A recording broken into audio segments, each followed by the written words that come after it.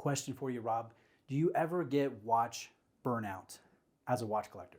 Watch burnout. That's an interesting thing. And I 100% can say yes. Yeah. I get burned out.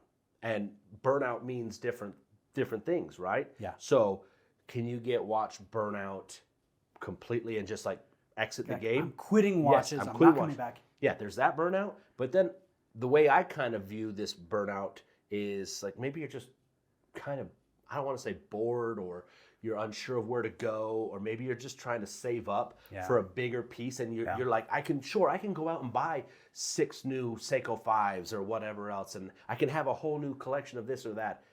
But is that going to satiate me, you know? So you get a little burned out with these decisions. Yeah, I think the most enthusiastic watch collectors, we're always thinking about watches. Maybe we're listening to podcasts or YouTube channels.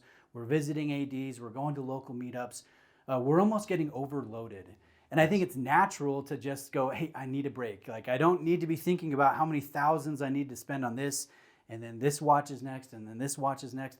I think it's, at least for my own experience, it's been natural to, sometimes I'm going hog wild, and sometimes I'm like, nothing's really jumping out right now. Yeah. You know? Yeah, you can get into these lulls, you know? And there are so many releases. You just had Watches and Wonders. You just had a wind-up fair or whatever. Yeah. And you look at it, and Instagram or whatever is completely flooding you with an amazing array of watches. And you're like, yes, yes, yes, yes. Yeah. But then you go, I can't buy all of those. Or maybe you can, but do I need all of those? No. Exactly, right? So you go back, you have all these like inner monologues going on in your brain. And so what I've kind of tried to do, at least in the last little bit, because there are some bigger pieces that I would like to get. And sure, yeah, I can go and buy all these little micros and things like that, and they're going to be fun, and I'll wear them every once in a while, and they'll still be fun, you know, no matter if I haven't worn it in a couple of months. But I bought a tuna from you kind of on a whim. See? And that was fun. It is fun. Yeah. It is. It wasn't like a, hey, I'm planning to get my next Cartier Must XL on a bracelet. It was, yeah, that's a pretty good price. I've always liked that watch, you know, and it was a fun way to continue on. Yep. You know, but then you almost get to a point where when you're buying some of these fun pieces, you almost instantly know that there's a limited shelf life with you. You're going to be chasing the next thing that grabs your attention. Yeah, exactly. Like, you know, like, hey, this is a fun piece, and I'm really going to like this, but I can almost guarantee you it's not going to be here next year. Guess what? What? I've already sold it. See? Yes. That's what I'm saying. But like, you get this and you're like, I really, really like this. I'm completely infatuated with this. Yeah. And then it could be the next day. It could be a month from now or whatever. I bought that tuna, and then I went camping with a family in southern Utah. I got some killer watch shots in Zion National Park, and then I was like, yeah, I can move on. You know, I can go to the next and thing. you could say, like... And I have no regrets. Well, and also, correct me if I'm wrong, you could probably say, yeah, I like the tuna. I would get another one. I would, yeah. You're not saying you hate the watch and you sold it because it sucks. Yes. You're just saying, like, it was a quick little high, you know? It was like a little fun little... Something I wanted to do. Yes. And I did it. Exactly. You're like, cool. And now, I've even looked at it where I will buy some watches. So I recently picked up a Helios. Yes. Okay. Oh, yeah. I know. Right? I picked one off the secondary market because you can't buy them direct. Nope. Right? I've tried for years, and it's a complete Sold disaster. out in like 10 minutes Yes, or whatever. Yes. And so I got one secondhand, almost just to say that I had one. You know, that I had owned one in the past. I almost knew instantaneously when I bought it, when I messaged the guy, I was like, yeah, I'm going to have this for just a short while, maybe the summer, who knows what, and then I'll move it on to somebody else. Maybe I'll trade it to something else. And so then that way, maybe I'm at a watch meetup and something, or maybe I'm at work or something. Let me trade, let me sell. Yeah, exactly. Or somebody comes to me and they're like, hey, I just saw this brand, Helios. Have you ever had one, or you never handled one? Okay, yeah, I owned one for a hot second. Yeah. You know, you were able to speak to it. So one thing that always was so funny to me for a long time, because you know me, I cycle through watches. I don't consider that a negative thing. And I can be very happy about a watch purchase. and then move on and go on to another awesome watch purchase that I'm very happy about that eventually will get sold and rinse and repeat. Right. And a viewer or multiple viewers will go, well, why'd you sell that? There must be something wrong with it, or you must not really have liked it. But it's like, no, I really liked it. I could sit here for 20 minutes and list watch after watch after watch that I have sold, traded, whatever, that I really liked. Or even kind of liked, but liked okay. Liked enough to have not regretted the experience. And there was nothing wrong with that. But for whatever reason, I just was done with it. I was over whatever. Yeah. And like, maybe it was something silly like, the hour hand's a little short. The rest of the watch is great. But I'm like, I'm done with it now. You never owned the Explorer. No, I've never had the T-Rex Explorer. No. I've never heard it called that. Yeah, the little T-Rock, that awesome. Mark 1 and the T-Rex. Yeah. So again, it might be something little like that. Maybe the case wears just a little weird, and you're like normally like 9 out of 10 days you're fine with it, but that one day you're like, I just don't like the way it's fitting, and so you move it on. Or for me, it's like, all right, I could keep it and wear it once every 3 weeks. Yes. Or I could just, take the $500 Yep. and move on to something else. Yep. Because I don't know if you're like me. I don't like watches just sitting and not being worn, not being enjoyed. I'm kind of weird that way. Well, no, I think initially I wasn't that way. Yeah. Initially, I think we've Within talked reason. about this. Yeah. Like the ebbs and flows of your collection ballooning, shrinking, back and forth. Initially, I think I was not that. I didn't have that big of a problem, with something just sitting there. But I kind of get that now, where I'm like, I don't understand why that's just in the watch box. I haven't touched this thing in months. So let me bring up something else then, Rob, because what I'll do, I'll see an affordable watch, whether it's like a Seiko Sports or a micro brand or something, and I'll go, ooh, I really like that, but I know, knowing me, it's going to be like 3 months and I'll want to get rid of it. Yeah. And so it's like, all right, is there enough enjoyment for $300 or $500 or whatever it is? Yep. Versus I've started doing like other things related to watches. Like, let me show you this. I got this in the mail today, and it's a ring. No way. With a here, check it out. So it's a Hamilton. It's a vintage Hamilton. This is crazy. You got the movement on the top. You got the dial on the reverse, right where your finger would be. And it's encased in silver. That thing, $270. Okay, so right now Bruce is going to be putting up a couple of shots here. This thing is awesome. I love it. So it's like, all right, I could buy a G-Shock, another G-Shock, and enjoy that. Yep. I'm not going to be selling this in 2 months. Right. So for $300, you go down the list. There are some amazing watches for $300, whether new, used, whatever. Yeah.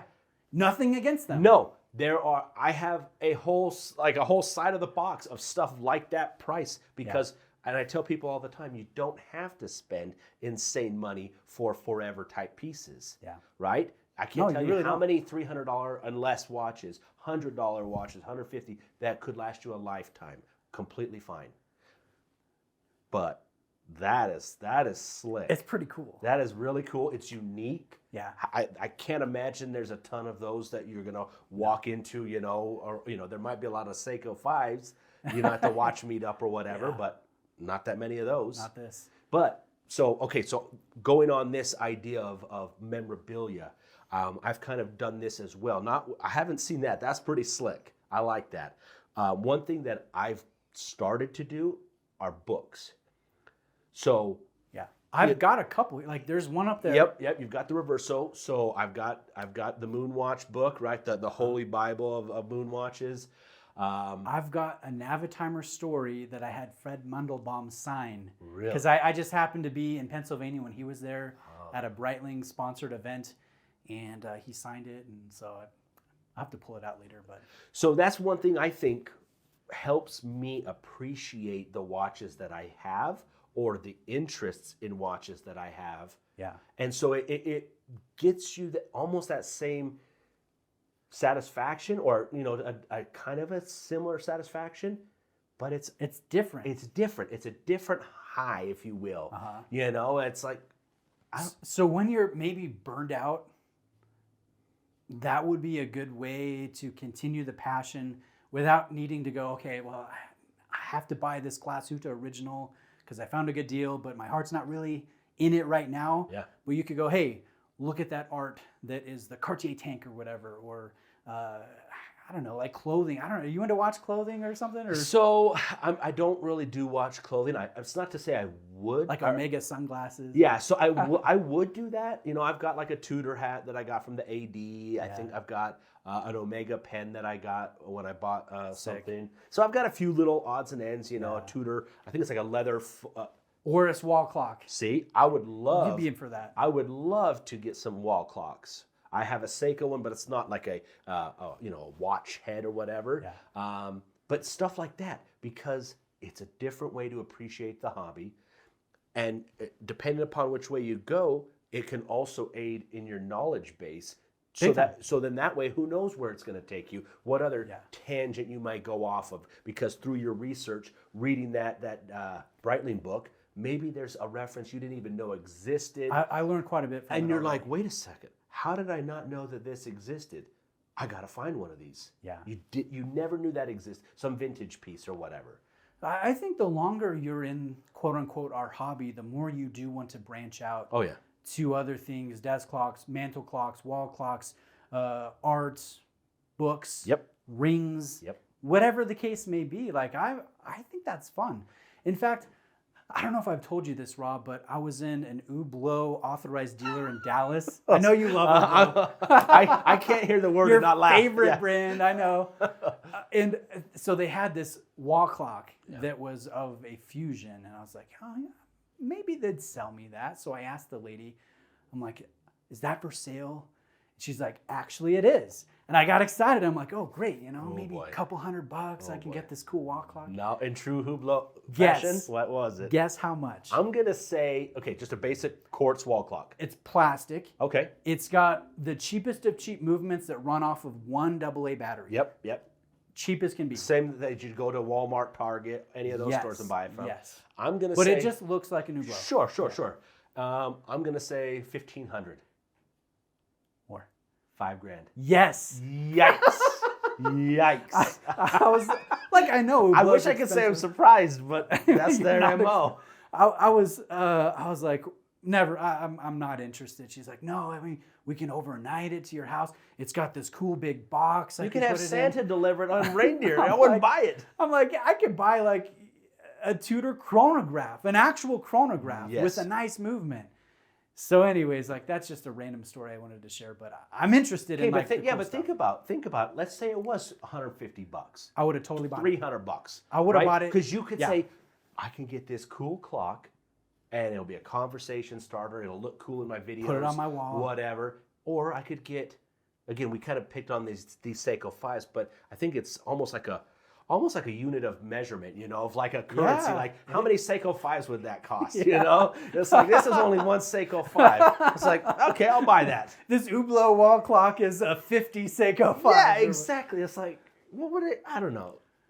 But if it was that cheap and you put it up there, boom, you just appreciate it in a different way. Yeah, I'm all about that. I think it's fun branching out, and I want to start going with like vintage not wall clocks. What are they called? Mantle clocks. Yes. Because there's all different types. I have an Atmos over there. So it's funny that you bring these up because I don't even know if I've ever told you. We have a local watchmaker. Yeah. I actually am halfway through a service myself. Are you talking about Funkhauser? Yep. So that's where I bought that one. So I have a Bulova mantle clock that I bought at an estate sale. I think I paid $20. And granted, I didn't get a smoking deal. I think I looked them on eBay and they're like $40. 40. So it wasn't like a find of a lifetime, but it was a full mechanical, walnut encased Bulova clock. And I got that. It didn't work. And I thought, why not? Why not get this and try to fix it myself, you know? And then that didn't work out so well. So I took it to the watchmaker and I said, I'm going to pay you for the service, but I want you to help me do it myself. Oh. So I paid. Chris was down for that? Yeah.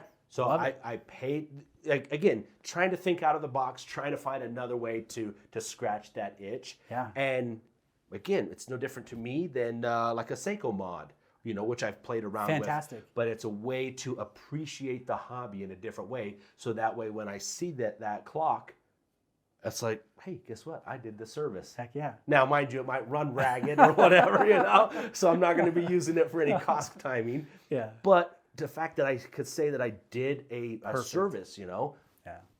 Let me ask you one more question that's, I think, kind of related, and that is, should traditional watch brands branch out more and offer other products? Like, I think we both generally agree, yes, they should. Yes. Whether it's the fragrance that Audemars Piguet pumps in their ADs, or wall clocks, or whatever the case may be. But let me throw one thing at you. Let's say Rolex, like you're wearing one today. Yeah. Would you see this brand being successful offering like just a bracelet, no watch, just a cool bracelet with a Rolex coronet, or let's say a ring? Like, should they expand into traditional jewelry? Yes. Because they're so, like the luxury brand. Take a trip down Etsy, take a trip down eBay, take a trip down Instagram, whatever avenue you want to go down. There are people's entire side hustles completely based on, there's a guy or multiple people doing bracelets that are the bezels of, I've seen those. of like a Submariner, a GMT, I've you name seen it. those. And it's just a men's bracelet. I right? think those are kind of weird myself. Okay, but I again, do. a piece of jewelry Yeah. tied to your watch. If you came to me and you were like, "Hey, yeah, congrats on getting engaged or whatever, blah blah blah," and you have these kind of conversations. What are you doing for your ring? I'm like, "Oh, I'm getting a got the Rolex. Rolex I'm ring." getting a Rolex ring." I guarantee you, there would be people. There'd be a line out the door. Yes, Yeah. or a bracelet that was the president's a president Yeah. band. It's like the Rolex CD is like, listen, we're not going to sell you the actual watch, but we'll sell you the bracelet without the watch. Yes. People would buy that, I think. People would buy it and not even think twice about it. Yeah. They could appreciate, I've got my day date and I've got my bracelet on the other wrist or whatever. Guaranteed it would sell. Guaranteed. Rolex, I mean, we're giving you free ideas here. Yes. Bruce and Rob, we Yes. know what's going on. I mean, and think about it. Think of, again, go to eBay, type in Rolex merch. The stuff that people get from their ADs goes for insane money. Yeah. Hats, Wallets, gloves, pens, you name it. Golf balls. Yeah, literally anything with an official logo on there that was done through an AD as whatever swag possible is going to be valuable. Yeah. People will buy a golf ball that has Rolex's logo on it. Why wouldn't Rolex want to put out polo shirts and different things like that? Now, granted, it raises a whole nother question of like the logistics of it, of where would they store something like that? Do they even want to? Yeah. Do they? Well, How much richer do you want to be? You already own Hey, everything. Scrooge McDuck, he always got the money to just add it to the vault. In Geneva, they've got like the swimming pool. Yeah, of, they go like, swim in their coins and everything. But I mean, I'm serious. Like, they would probably not want it on brand in the ADs because it would look kind of trashy to have some, like shirt racks and stuff. Maybe it's an online only thing, and then they would just ship it directly to your house, so that way it wouldn't impede what your sales experience looks like in store. But I guarantee you, people are buying whatever they put on that website merch related. I agree.